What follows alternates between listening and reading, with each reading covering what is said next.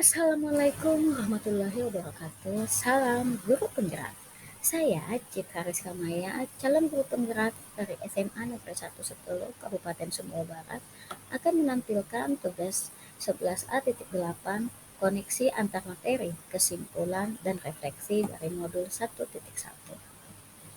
Saya berada di bawah bimbingan ibu-ibu hebat, Ibu Eva Haryati Israel sebagai fasilitator dan Ibu Dewi Aldi Gustina sebagai pengajar praktik. Adapun hal-hal yang akan saya bahas di sini antara lain, yang pertama, kesimpulan modul refleksi filosofi Ki Hajar Dewantara, dan yang kedua terdiri atas 3 bagian. Yang pertama, sebelum mempelajari konsep pemikiran Ki Hajar Dewantara, yang kedua, setelah mempelajari konsep pemikiran Ki Hajar Dewantara, dan yang ketiga, penerapan yang saya lakukan di kelas yang mencerminkan pemikiran Ki Hajar Dewantara.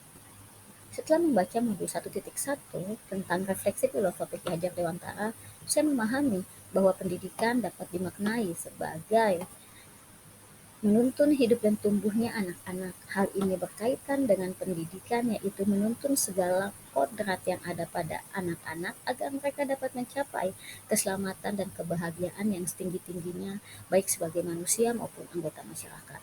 Pendidikan adalah tempat persemaian benih-benih kebudayaan di dalam masyarakat.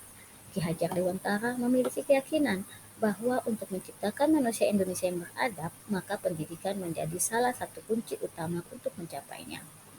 Ki Hajar Dewantara terinspirasi dari teori Montessori dan Froebel yang ditetapkan di dalam Taman Siswa. Dasar pendidikan Ki Hajar Dewantara yaitu pendidikan yang menuntun atau pendidikan Among dengan semboyan Ingarsa Sumtulodo di depan menjadi panutan, Ima Diamang Kosa di tengah berbuat keseimbangan, dan Tuturi Handayani yang bermakna di belakang membuat dorongan. Selanjutnya berhubungan dengan kodrat alam dan kodrat zaman. Kodrat alam berkaitan dengan sifat dan bentuk lingkungan di mana anak-anak berada, sedangkan kodrat zaman berkaitan dengan isi dan irama. Keduanya tidak dapat dipisahkan sehingga saling berkaitan. Artinya kita sebagai guru harus mampu mengajar dan mendidik murid sesuai zaman dan tetap menyesuaikan dengan keadaan sekitar, kodrat alam, agar bisa memaksimalkan potensi mereka. Di sini juga dijelaskan bahwa menurut Ki Hajar Dewantara, dalam pembentukan budi pekerti, yang utama adalah keluarga. Keluarga adalah tempat pertama dan utama, terbaik dan terpenting untuk melatih pendidikan sosial dan karakter bagi anak. Keluarga merupakan tempat tersemainya pendidikan yang sempurna bagi anak untuk melatih kecerdasan budi pekerti. Keluarga juga merupakan suatu tempat untuk mempersiapkan hidup anak dalam bermasyarakat.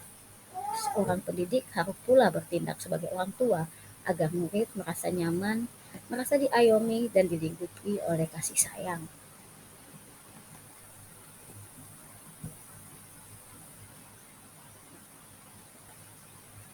Berikut adalah hal-hal yang saya percayai tentang murid sebelum mempelajari konsep pemikiran Ki Hajar Dewantara. Tujuan pembelajaran saya terlampau teoritis, kaku, dan dangkal. Intinya, murid harus mencapai KKM. Murid harus mencapai tujuan pembelajaran saya, dan tujuan pembelajaran saya terkesan dangkal. Tujuannya jangka pendek, murid harus mencapai nilai KKM untuk bisa lulus dan melanjutkan pendidikan, dan untuk jangka panjang agar di masa depan murid memiliki pekerjaan dan mendapatkan kehidupan yang layak. Sebagai guru, saya percaya Sebagai guru, saya merasa memiliki wewenang mutlak atas murid dan kegiatan belajarnya.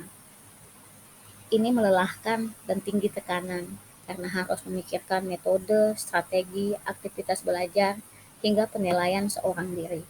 Saya tidak melibatkan murid dalam hal ini, padahal guru seharusnya hanyalah sebagai objek.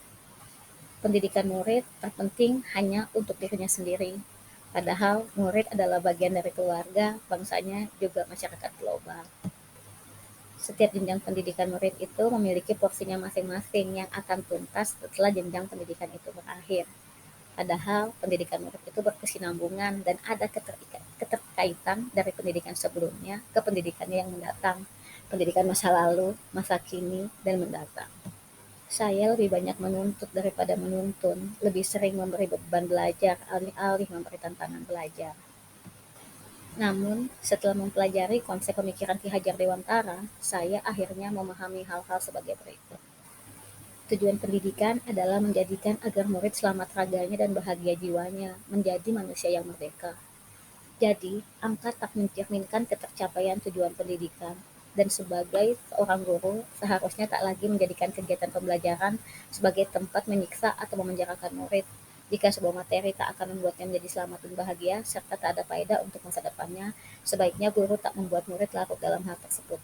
Mari mengutamakan kebahagiaan dan keselamatan murid dengan memperhatikan kebutuhan masa depan tanpa melupakan bakat dan minatnya, serta tetap mempertimbangkan kodrat alam dan kodrat zaman anak. Kedua, sesungguhnya muridlah yang menjadi pemilik belajar dan proses belajar. Muridlah subjeknya dan guru hanyalah objeknya. Filosofi Tri Rahayu dari Ki Hajar Dewantara bahwa pendidikan murid bukan hanya untuk dirinya. Murid merupakan bagian dari keluarga, bangsanya, juga masyarakat global. Sehingga murid bertanggung jawab untuk bisa berkontribusi lebih besar daripada yang seharusnya. Makna mendalam dari filosofi Trikon Ki Hajar Dewantara. Sebelumnya saya berpikir bahwa tiap jenjang pendidikan yang diterima murid itu memiliki porsinya masing-masing. Diibaratkan jika SD hanya bisa membuat jendela, SMP sampai bisa membuat pintu. Namun ketika masa SMA, mereka belum tentu bisa mendirikan sebuah rumah. Hal ini menjadi pertanyaan yang penting di benak saya. Hanya sampai pada tahapan membuat jendela, pintu, dan dinding. Itu sebelum saya mengerti tentang filosofi Trikon Ki Hajar Dewantara. Dalam filosofi Trikon Ki Hajar Dewantara, pendidikan itu harus kontinu atau berkelanjutan, konvergen yang berarti harus dari berbagai sumber dan konsentris, sebagai filter untuk disesuaikan dengan identitas dan sesuai dengan jati diri dan kondisi saat ini. Seharusnya pendidikan murid itu bisa utuh. Misal, ibaratnya SD seharusnya bisa membangun kabin, SMP membangun pondok, dan SMA mampu membangun rumah, hingga akhirnya bisa membangun sebuah kota. Lebih banyak menuntun, bukannya menuntut. Lebih sering memberi tantangan belajar, bukan beban belajar.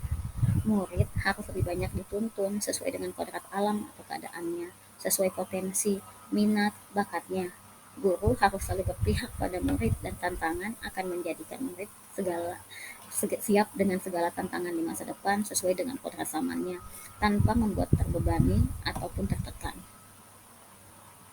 Setelah mempelajari konsep pemikiran Hajar Dewantara, berikut adalah penerapan yang ingin saya lakukan di kelas yang mencerminkan pemikiran beliau. Pertama, berusaha untuk mengenal murid lebih dekat, latar belakangnya, hobi, minat, dan bakatnya, agar lebih mudah untuk mengakrabkan kami dalam kegiatan belajar. Yang kedua, berkolaborasi dengan keluarga atau wali murid untuk menggali lebih dalam karakter, kepribadian, dan potensi murid.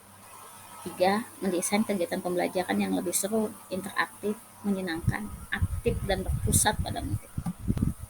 4. Memberikan murid ruang dan kesempatan memfasilitasi serta memberi dukungan murid dalam mengedepankan dan mengembangkan dirinya. Terakhir, menjadi teladan, motivator, fasilitator, inspirator, dan supporter bagi murid dalam mewujudkan tujuan belajar mereka maupun cita-cita mereka. Semoga apa yang saya sampaikan membawa manfaat. Terima kasih. Salam Guru Penggerak.